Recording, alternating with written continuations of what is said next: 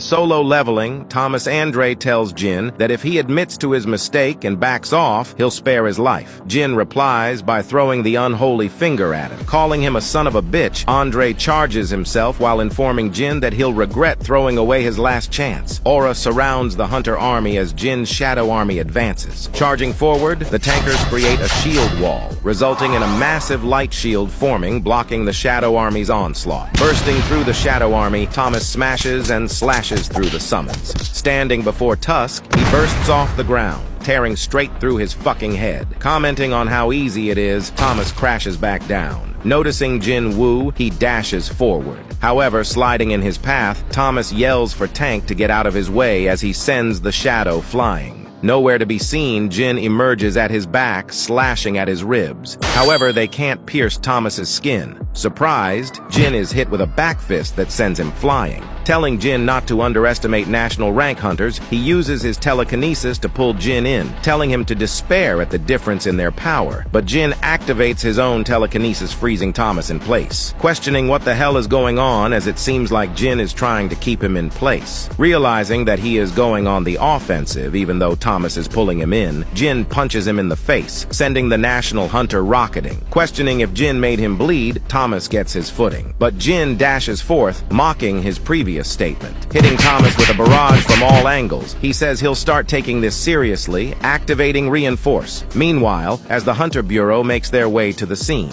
the driver tells Adam that he needs to know what's going on. Dismissing it, the driver asks what happened, explaining that he may not be able to feel it as he's a civilian, but if they go any further, their lives will be on the line. In that moment, Jinwoo had thought to himself that there were 4 humans who borrowed the ruler's powers, and perhaps they could be among the 5 people who survived the Kamish raid. In other words, the 4 national rank hunters, including Thomas Andre. Darting towards him, Andre raises his arms, slamming them into the ground, shattering the earth beneath them. Jin manages to evade, however. Thomas uses capture. Hunters shout for everyone to fall back as Thomas creates a huge orb that devours the shadow soldiers. Comparing it to a black hole, Jin knows he would have been sucked if it wasn't for his ruler's authority. Blowing up the warehouse, Jin jumps to the top of a steel beam. Looking down on him, Thomas tells Jin that he won't get away this time. This battle continues.